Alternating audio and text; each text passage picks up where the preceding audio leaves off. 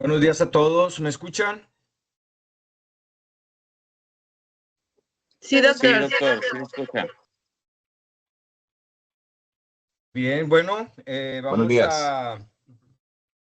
vamos a dar inicio a la última sesión general de la UMAE 25 del año 2024. Y pues para cerrar con broche de oro, tenemos invitados especiales. Tenemos al doctor Juan Manuel Palacios, él es el jefe de hemodinamia. Ahorita le va a pasar también el micrófono al doctor Luis Sánchez Trujillo, que él es el jefe de la División de Educación en Salud, para que nos resuma el amplio currículum que tiene el doctor Juan Manuel Palacios, experto en el tema. Muy bien, Luis, te paso el micrófono, Luis. ¿Qué tal, doctor Guerrero? Muchas gracias. Buenos días. Te Buenos agradezco días. mucho la invitación a participar en la sesión general ahí de la UMAE 25, la UMAE hermana. Para esto, como tú dijiste, y no, yo no sabía que era la última sesión general de ustedes, para cerrar con broche de oro, pues uno de los baluartes aquí de la UMAE 34 y de la cardiología del noreste, el doctor Juan Manuel Palacios. Él es el jefe de hemodinamia aquí de la UMAE 34, de amplia experiencia y uno de los referentes del código infarto a nivel nacional. Y así lo dejo, Manuel, me pidió que lo presentara así muy simplemente, pero bueno, creo que de antemano sabemos la importancia y la relevancia del doctor y la información que nos va a dar. Pues muchas gracias por la invitación y cedo el micrófono al doctor Palacios. Bien, doctor. Buen día, doctor Manuel. Gracias, doctor Luis, por las palabras. Mire, doctor, vamos a iniciar esta plática de código de infarto. ¿Dónde iniciamos? Share. Compartir. Screen.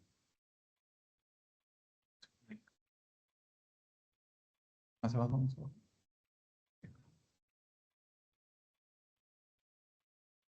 Ok. Bien. Muy bien.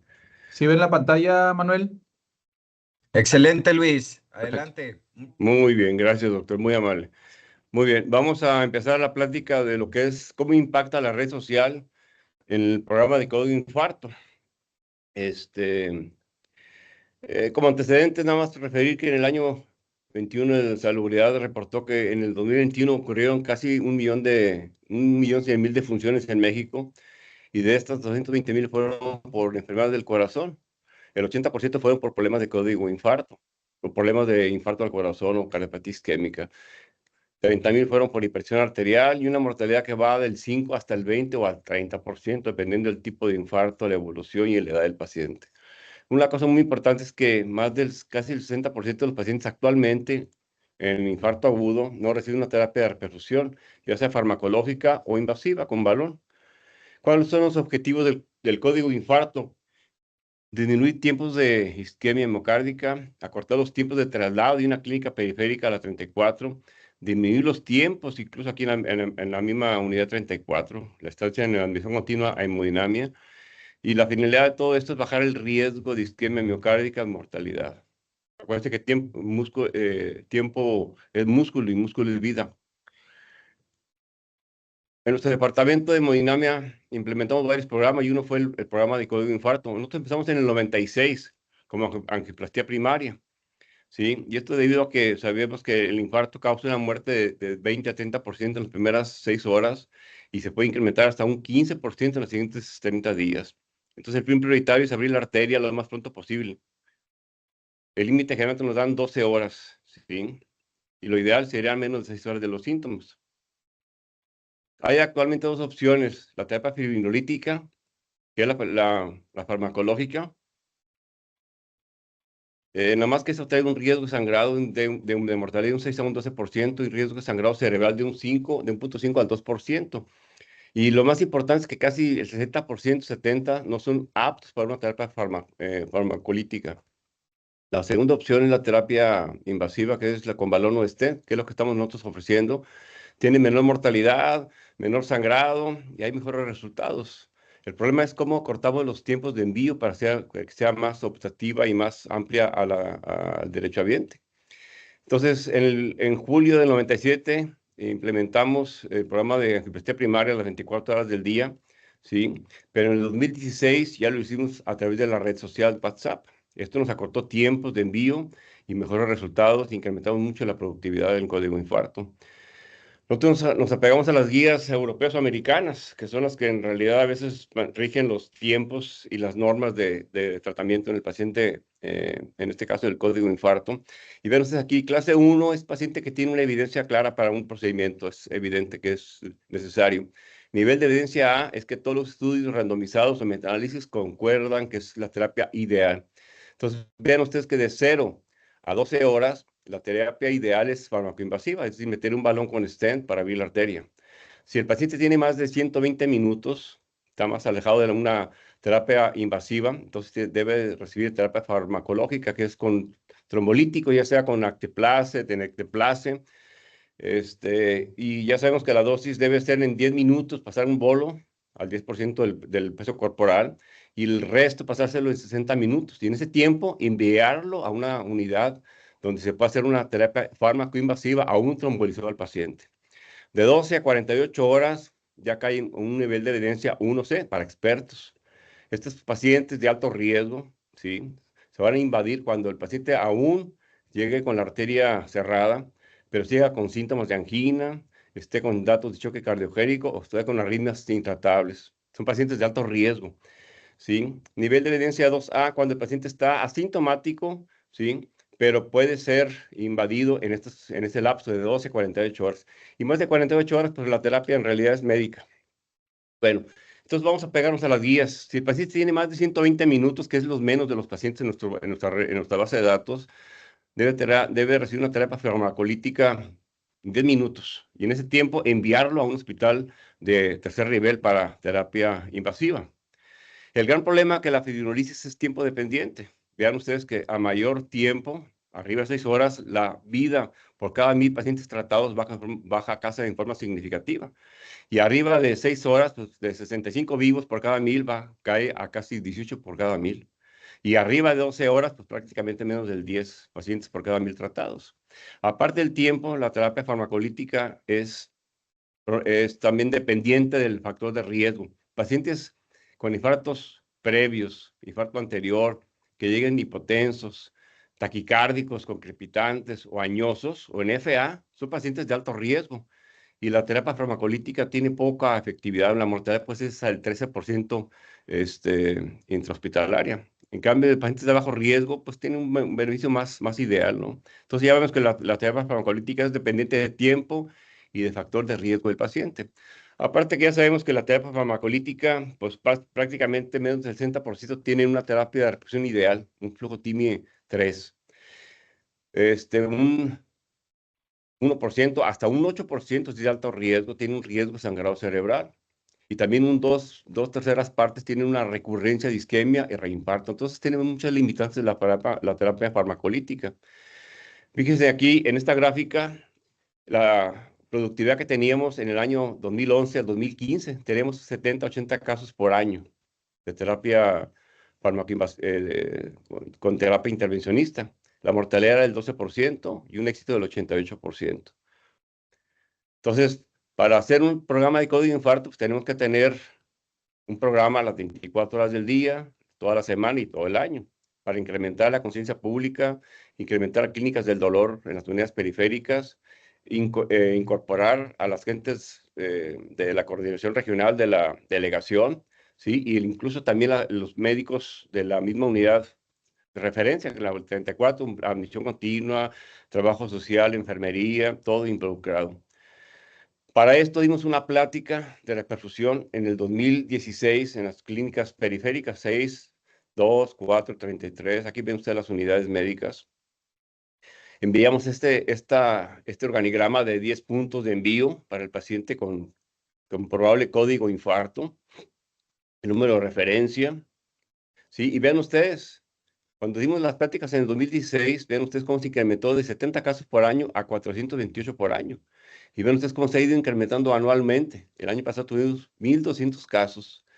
Esta cifra es para mediados de junio de este año. Vamos en 500 casos. Probablemente este año cerremos con 1,300 casos de código de infarto. Esto se incrementó de forma significativa. La mortalidad se mantiene en 8%, 8.3% regional, y un éxito del 91.7%. Entonces vemos que se ha impactado la red social en cuanto al número de procedimientos enviados. Entonces, para valorar qué tanto la terapia primaria, que es lo más ideal, siempre es mejor tratar al paciente con balón y no con trombolíticos para bajar el riesgo sangrado. Pero aún así, en el 2016, en junio, se incrementó el programa Código Nuevo León, no Código IMSS, sino Código Nuevo León, involucrando todas las unidades médicas familiares de la región, Tamaulipas, Coahuila y San Luis Potosí, como un apoyo. Y ven ustedes que el análisis de 6,600 pacientes, una tercera parte son pacientes que son trombolizados. Cuando vienen de las regiones muy largas, tienen que ser trombolizados y enviados. Ven ustedes que cuando el paciente llega con la arteria abierta a nuestro hospital, ¿sí? La mortalidad es del 3%, ¿eh?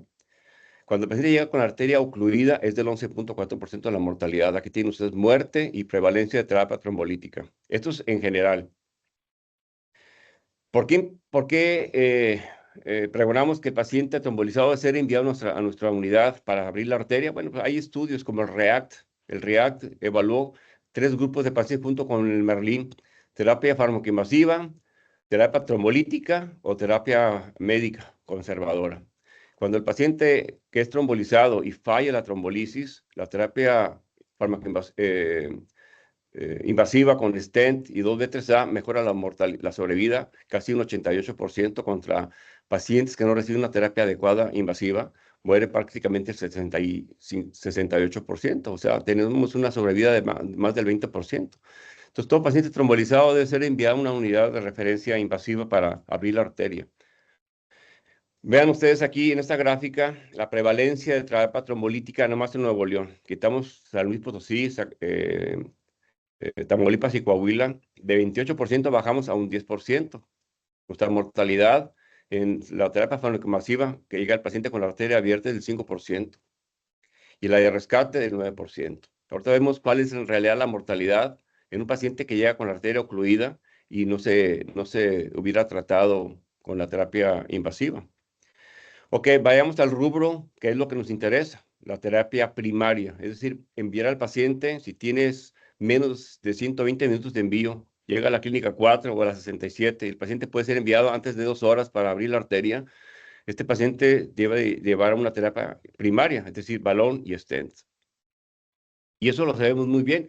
Aquí tienen ustedes los tiempos de envío de las clínicas referencias locales en Nuevo León. Aquí quitamos Lampazos, quitamos Villaldama, o quitamos Linares, Allende, Montemorelos, la zona conurbada. Vean ustedes que los tiempos de envío de una clínica periférica a la 34 es de balón, es de casi 80 minutos. Y esto es muy importante, porque aquí tiene usted la referencia en tiempos puerta-balón. Si es menos de 120 minutos, la mortalidad debe ser del 5 al 6%, no mayor. Entre mayor tiempo pase, abrir la arteria, la mortalidad se incrementa pues, casi al doble, ¿sí? O más. Y aquí tienen los tiempos de referencia. La clínica 2, el tiempo de envío puerta-balón. La clínica 4, la 17, la 33, la 67. Y otros hospitales IMSS, que son unidades médico-familiares, casi 112 minutos en promedio. Entonces veamos que en realidad prácticamente cumplimos con el requisito de un envío menor de 120 minutos para abrir la arteria, que es lo más ideal. Y hemos revisado también cuando el paciente se presenta por chat, código de infarto, contra el que llega en forma espontánea a la unidad 34, sin previo aviso. Ven ustedes, prácticamente el 92% actualmente del año pasado llegan por código de infarto. Ha impactado mucho el código, se ha difundido en forma muy generosa, casi regionalmente, ¿sí? Entonces, los pacientes prácticamente llegan a través del código de infarto, muere el 8%. Contra el paciente que llega en forma espontánea, que es el 8.6%, muere el 11%. Si bien no alcanza significancia, sí hay una tendencia a favorecer que el paciente que llegue por código, por chat, tiene un acortamiento más de tiempos de isquemia, ¿sí? 19 minutos contra 37 minutos, y esto impacta en una menor mortalidad. Increíble, pero así nos muestra la estadística. Esto va del 16 al 23. Entonces, hemos analizado si en realidad los tiempos de envío, tiempo puerta balón en nuestra clínica ha impactado en mortalidad. Y aquí revisamos la importancia de la red social, ¿sí? En 2 años. Vean ustedes tiempo puerta balón en la unidad 34, en pacientes que llegan por chat contra el paciente que llega en forma espontánea. ¿Sí? El tiempo promedio de puerta balón en la unidad 34 es de 30 minutos contra 45 cuando llega por chat. ¿Sí? Los pacientes que llegan tiempo puerta balón a la unidad 34, menos de 60 minutos, es decir, que lo envíen de una unidad eh, eh, periférica, 98% tuvieron menos de 60 minutos contra el 82% en un código infarto. Entonces, la red social sí nos impacta en menores tiempos para abrir la arteria, ¿sí? Y aquí hablamos en general, tiempo puerta balón en la unidad, en una unidad 4, por ejemplo, a la unidad 34, unidad 67 a la unidad 34, ven ustedes el número de pacientes de código infarto del 2016 al 2017. ¿Cómo ha impactado el código infarto del 16 al 17? Pacientes con una isquemia o un tiempo puerta balón, ¿sí? De una unidad periférica a la 34, 134 minutos en el 16 y bajó a 104 minutos en el 17. Hubo una disminución de casi 30 minutos de envío. Y eso impacta, ¿sí? El tiempo de primer contacto médico, ¿sí? A balón de la 34, que tuvieron menos de 120 minutos, el porcentaje fue de 68% en el 16 y se incrementó casi a un 81% en el 17, con significancia. Igual, puerta balón en la 34, que tuvieron menos de 90 minutos, es decir, de una clínica periférica a la 34, menos de 90 minutos, que sería lo ideal, 51 minutos contra 51% contra 79%. Entonces vemos que en realidad se incrementan los porcentajes de un mayor envío rápido, con menor estancia y menor isquemia miocárdica. Y lo más importante de esta gráfica, yo creo que es el llamado DIDO. Es decir, llega un paciente a la clínica 4 o a la clínica 25, la puerta de entrada y la puerta de salida de la clínica periférica, ¿sí? Fíjense, en el 16 era de 80 minutos y el 17 bajó a 50 minutos. Esto es lo que ha impactado las llamadas clínicas del dolor, y sobre todo en las unidades médico-familiares. De repente llegaba a una clínica periférica, unidad médico-familiar, y de repente a veces aterrizaba 2, 3 horas para ser atendido y enviado. Y esto ha bajado en forma significativa. Aquí están los porcentajes de envío de cada unidad médica, de la clínica 2, todas las clínicas privadas, ¿sí? Aquí no contamos Coahuila y Tamaulipas, los sacamos a un lado, pero ven ustedes que el porcentaje, pues aquí tiene el porcentaje de envío. Lo más importante de esta gráfica es que las unidades médico-familiar son los que más aportan o mayor envíos tienen de código infarto a la clínica 34. El médico familiar se ha involucrado mucho en el código infarto y se ha familiarizado mucho con la técnica de reperfusión. Y eso les ha ayudado mucho a los médicos familiares. En esta gráfica les mostramos cómo se ha incrementado el envío, a pesar de que en San Luis Potosí ya se institucionalizó el código infarto. Bueno, el 2024, este año, hasta junio, llevamos 53 casos de envío. De Tamaulipas llevamos 80 casos y de Coahuila 84 casos. En Coahuila también ya se implementó el código infarto, pero es más, está más, no está tan extendido y las referencias son muy tardadas. A veces llegar a la clínica 72 en Torreón, a veces es muy difícil de Piedras Negras o de Nueva Rosita, tardan mucho tiempo en llegar. Pero bueno, aquí tiene usted la referencia de envíos por paciente. Coahuila, Tamaulipas, San Luis Potosí. Y aquí tienen a Nuevo León. La gráfica, lo importante es esto. Aquí tienen ustedes el TIMI Risk, que ahorita mostramos que es el TIMI Risk en código infarto en verde. La muerte esperada, en base al TIMI Risk, ¿sí? Y la muerte intrahospitalaria. Y vean ustedes que la mortalidad en Tamaulipas sería el 16% en base al TIMI Risk, pero aquí la mortalidad fue del 5%, igual en Coahuila, 12%, 5%. En Nuevo León, el TIMI Risk fue de 7 puntos. La mortalidad esperada en base a este número sería del 23% de mortalidad y nuestra mortalidad regional, ¿sí? Es del 7%. Aquí tiene un caso muy típico, ¿sí? Enviado de la clínica 33, presentado por el doctor a las 10 de la mañana. Es un infarto inferior. Se avisó la salida a las 10:22 y a las 10:40 está subiendo la ambulancia para ser enviado. Se acepta ya que el paciente está en traslado. El paciente llegó 30 minutos después, salió a las 10:40 y llegó a la unidad, a la admisión continua a las 11:10. A las 11:25 el paciente ya tenía la arteria abierta y a las 11:35 ya tenía el stent colocado. O sea, una estancia puerta balón en la 34 en menos de 30 minutos médicos para abrir la arteria. Y eso repercute mucho en una mejor reperfusión, menor riesgo miocárdico de muerte y mejor recuperación del paciente. ¿Cuál es la prevalencia de intervención primaria, que es lo que queremos impactar? Queremos que sea menos trombolizados y más primarios para que el paciente tenga una recuperación más rápida. Aquí tienen en naranja la mortalidad de 5.600 pacientes en Nuevo León. Ven ustedes que la angioplastía primaria y código infarto es del 87% y nuestra mortalidad 8.6%. En general, ya involucramos a las unidades o ciudades vecinas, baja a 72.6% de primarias, pero una mortalidad del 9%, casi muy similar, no impacta mucho. ¿Sí?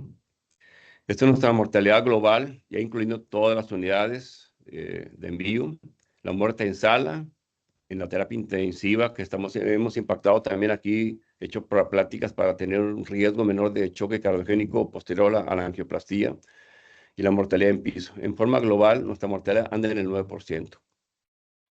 ¿Cómo comparar? No tenemos las gráficas y los conocimientos en México de cómo le está yendo el siglo XXI a México, o a Puebla, que también tiene código de infarto, a Torreón o a Obregón. Pero bueno, yo creo que andamos muy similares. Esta gráfica es de Argentina hasta el 2015, no se ha actualizado. La mortalidad anda en 12 al 8%, 9%. Aquí tiene el número la edad promedio de los pacientes, 1.750 pacientes. Prácticamente el 80% son hombres. Cuando comparamos nuestra gráfica, vemos que nuestra edad anda en 64 años, más o menos 12. Hombres, el 82%. Y nuestra mortalidad del 18 al 24 se ha mantenido casi en un 7 a un 9% actualmente. Estos son los parámetros que nos guiamos para un éxito clínico y angiográfico, ¿verdad?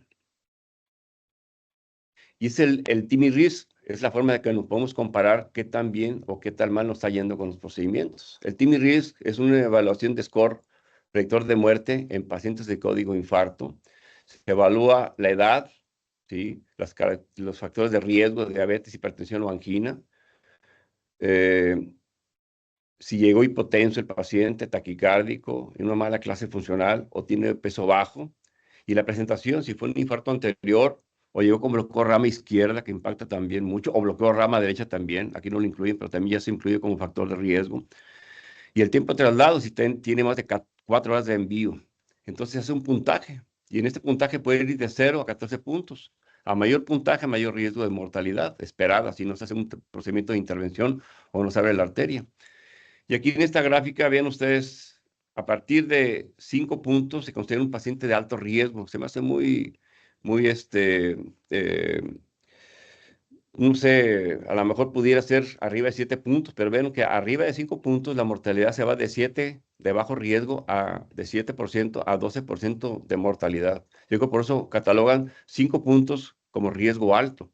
A mayor puntaje la mortalidad se va incrementando de forma significativa, médicos. Definitivamente un paciente mayor de 8 puntos, un paciente que ya en choque cardiogénico, con bloqueo rama derecha, con infarto ventrículo derecho, por un infarto inferior lateral dorsal, y la mortalidad se incrementa hasta 40%. Entonces es muy importante tratar a los pacientes de una forma más agresiva, más rápido y más temprano.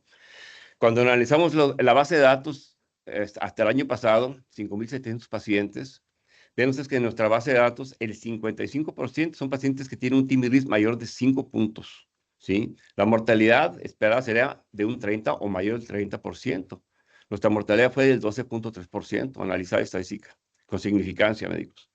Cuando el paciente es menor, tiene un TIMI-RISC menor de 5 puntos, nuestra mortalidad es del 2.2%. Es muy baja la mortalidad cuando el paciente llega estable, sin factores apremiantes de riesgo, es decir, con menos de 6 horas, paciente no anciano, invasividad por vía radial, no inestable hemodinámicamente. Entonces el paciente tiene una mortalidad muy baja, ¿sí? Pero la mortalidad esperada sería el 7% aproximadamente. Bueno, es lo menos en nuestra base de datos, los factores de riesgo, menos del 50%. Entonces, ¿cómo nos apegamos a las guías para tener los menos complicaciones posibles y tener mejor éxito del paciente? Bueno, uno, ha cambiado de 2012 a 2017, que sigue vigente en el 2023, el 2024, el acceso por vía radial.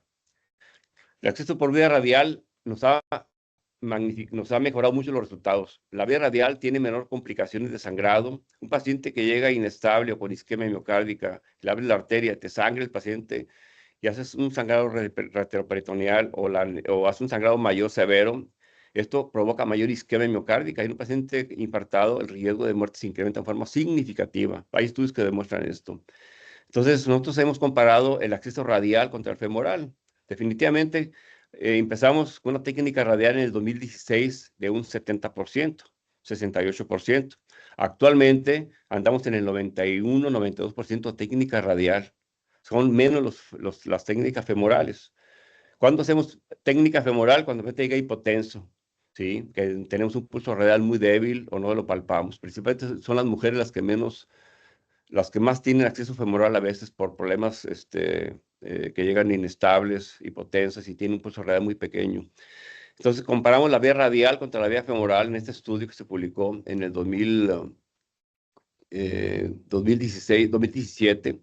Y ven ustedes los MACE, que aquí incluimos mortalidad, infarto, ¿sí? Fue de 6.6% por técnica radial contra el 12% por técnica femoral. Esto es intrahospitalario. El sangrado severo fue del 0.9% por técnica radial contra el 4% por técnica femoral con significancia. Entonces vemos que la vía radial es un predictor de éxito y de menos complicaciones. El otro punto que hemos seguido muy al pie de la letra es usar stent farmacológicos, stent bioactivos o stent droga. También hemos comparado nuestra base de datos y publicado stent bioactivos de óxido nítrico y stent droga. Y vemos que en realidad los resultados a un año en reintervención de la lesión tratada o del vaso tratado son muy bajos en ambos grupos, sin significancia. Los MACE también son muy bajos, 12% contra 10% stent droga. Lo importante del stent bioactivo es que podemos suspender la terapia antiplaquetaria más prematuramente versus stent droga, sí, con significancia. Pero bueno, esto más que todo para evitar un riesgo de sangrado después de 12 meses. Aquí vemos que prácticamente el 6% de los pacientes con stent bioactivo sigue con stent droga, con stent dual plaquetario, aspirina y clopidogrel, contra el 11% del stent con droga, ¿sí? Y con significancia. Pero los resultados en MACE son muy similares. Todo paciente con infarto debe ser derivado a un centro de intervención para una angioplastía con stent, sí, definitivamente. Los estudios del CIAM, del GRACE, del CAPITAL, del WES, del TRANS principalmente, de Mario Di Costanzo y el estudio nórdico, nos mostró que pacientes que llegaban y los dejabas más de 24 horas para estudiar isquemia o llegaban muy tardíos después de que le hacías trombolisis, tenían unos MACE casi de un 50% mayor comparado cuando el paciente llegaba y lo intervenías antes de 24 horas, 3.5 horas en promedio, bajaba el MACE casi un 50%, 25.6 de complicaciones, ¿sí? Esto principalmente derivado de reinfarto y de reintervención médicos. Pero ven ustedes que en realidad el tratar al paciente antes de las 24 horas, que son las barras negras, ¿sí? Comparado mayor de 24 horas, que son las barras azules, bajas el riesgo de MACE. Entonces, todo paciente que sea trombolizado debe ser enviado de forma inmediata a la 34 o a una unidad de intervención para abrir la arteria. Si llegó abierta la arteria, se coloca stent. Si llegó en terapia invasiva. Si llegó la arteria cerrada, con mucha mayor probabilidad de éxito, hay que abrir la arteria con stent. Y hemos comparado también esta técnica, la farmacoinvasiva y la primaria. Dice, ¿por qué tanto énfasis en esto? Porque anteriormente, hace una década, el paciente que era trombolizado era un tabú decir que había que invadirlo, había que dejarlo que la arteria reposara para evitar un riesgo de sangrado y complicaciones. Claro, eso había razón, porque no había la técnica radial implementada en forma prioritaria. Actualmente, todo paciente que es trombolizado debe ser invadido por técnica radial, es lo más ideal. Aquí comparamos la técnica farmacoinvasiva contra la primaria. Es decir, qué tanto impacta que llegue un paciente trombolizado, aunque llegue con la arteria abierta, en complicaciones. Y vemos que es segura. Aquí ven la técnica farmacoinvasiva versus la técnica primaria, y los MACE son muy similares en significancia, igual los sangrados, son muy similares. Entonces, la terapia farmacoinvasiva debe ser o debe implementarse como una terapia en pacientes que son trombolizados con seguridad y no hay riesgos. Entonces, en conclusión, la activación del código infarto mediante un teléfono inteligente utilizando la aplicación WhatsApp para la transmisión de imágenes de electros e información del paciente se asociaron con una reducción en el tiempo de traslado, tiempo portabalón y una menor mortalidad. Este es el call center en México, donde se implementan, hay varias personas involucradas, capturistas o enfermeras o de computadora para ir viendo el seguimiento de los pacientes que son trasladados de una región del México al hospital, me imagino el siglo XXI, La Raza, y de aquí se le habla al médico que está de guardia. Nosotros lo hemos hecho más sencillo. Usamos una red social, se difunde esta red social por todos los hospitales, con los médicos de urgencias, cardiólogos, jefes de departamento, médicos directivos. En realidad tenemos una red de más de 400 personas involucradas en el código infarto. Y esto yo creo que se ha difundido, ya ha mejorado mucho los resultados y los envíos. Y esto nos ha permitido tener una base amplia y una publicación pues, de varios artículos en revistas mexicanas de cardiología y extranjeras de nuestros resultados en pacientes añosos, en técnicas radiales, en terapias farmacoinvasivas, en tipo de stent y sobre todo en pacientes arriba de 60 o 75 años comparados con los pacientes jóvenes, ¿sí? Pues les agradezco, no sé si tengan alguna pregunta. Muchas gracias, doctor Palacios. Fue un honor contar con su presencia y con esta excelente presentación. Y sabemos de la gran contribución en este programa de parte de usted. Y hay una pregunta, doctor. Nosotros como tercer nivel de atención, un hospital de especialidades con 42 especialidades entre médicas y quirúrgicas, pues nuestros pacientes son cautivos, son pacientes internados en salas, en su mayoría pacientes oncohematológicos. eh, y bueno, ¿cuáles serían los signos y síntomas pivote o que debe de estar alerta el médico de formación y el médico de base para poder activar el código infarto? ¿Y cuál sería el abordaje inicial? Que pudiera ser un parafraseo a lo que ya nos dijo durante toda la presentación. Bueno, esto varía mucho, doctor. Por ejemplo, hemos visto en pacientes añosos que a veces el síntoma más importante en el paciente es la sudoración, la descarga adrenérgica y la sensación de falta de aire. Lo típico es el dolor opresivo retroesternal irradiado a cuello y a brazo izquierdo, es lo más típico, pero generalmente cuando revisamos la base, casi una tercera parte de los pacientes, los síntomas son muy atípicos. A veces puede ser únicamente falta de aire, debilidad y sudoración fría, sobre todo en la mujer diabética. La mujer diabética y añosa o el paciente añoso diabético es el que más tarda en llegar a una unidad médica por síntomas de infarto, porque los síntomas son muy atípicos. Pero lo más típico, doctor, es una presión retroesternal, una sudoración fría, o una debilidad generalizada en ese momento. Si el paciente es un diabético o hipertenso, hay que tomar un electrocardiograma. A veces el electro te puede dar el punto clave, cambios de desnivel, supradesnivel en caras inferiores, laterales o anteriores, ¿verdad? A veces, cuando el paciente tiene bloqueo RAM izquierda, que es lo más también frecuente, casi un 20% o 25% de los pacientes llegan con bloqueo RAM izquierda y muchas unidades médico-familiares no tienen para contabilizar enzimas, pero a veces el síntoma es muy importante. Bloqueo RAM izquierda, un paciente de 70 años, por ejemplo, no diabético, que llega con diaforético, con dolor opresivo, pues no hay duda. Bloqueo RAM izquierda, no hay enzimas, no te preocupes, envíamelo rápido. A veces hay algunos signos de cambios en bloqueo RAM izquierda que pudieran sugerir el infarto, a veces no se presentan, pero a veces con el síntoma típico de dolor opresivo, o bien descarga adrenérgica, o debilidad con hipotensión y bloqueo RAM izquierda, su paciente que a lo mejor está infartándose, no hay enzimas cardíacas en ese momento, envíalo en forma rápida. Esto ha hecho que los médicos familiares, por eso les presentaba la gráfica, sean los que más participen en el código de infarto.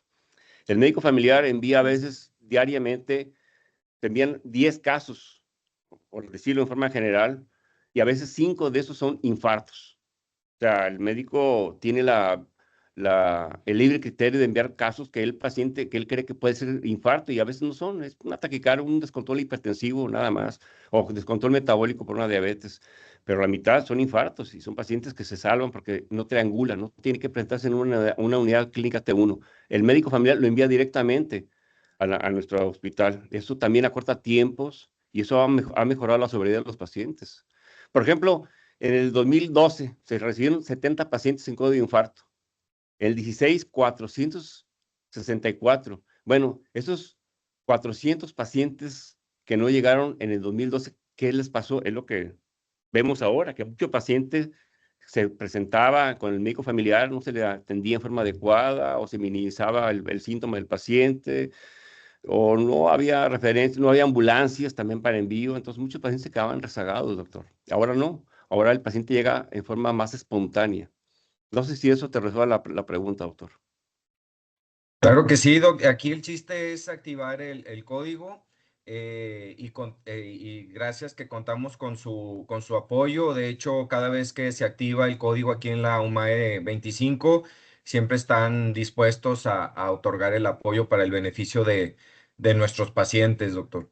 Veo que Sí, claro. entre sus publicaciones tiene a Luis Arboine, ahí me lo saluda, fue mi interno en la Clínica 2, ¿sí? Excelente. Sí, no. Muchas gracias, Doc. Y no sé si los asistentes, alguien que tenga alguna pregunta, que levante la mano o abra la cámara directamente. Bueno, doctor Manuel Guerrero, doctor Palacios, pues agradecerles esta sesión. La verdad es que, aunque no tenemos aquí la especialidad de cardiología, es una patología pues presente en todos nuestros pacientes, ¿verdad? De cualquier tipo. Marcelino. Y pues quiero yo agradecerle, doctor, por su participación y pues créame que en la oportunidad vamos a volverlo a invitar por acá, doctor. Doctor Marcelino, un gusto saludarlo. Muchas gracias. Igual, mi doctor. Hasta luego. Gracias, Doc. Le hago llegar la constancia. Saludos a todos. Gracias. Bye. Saludos. Hasta luego. Nos vemos.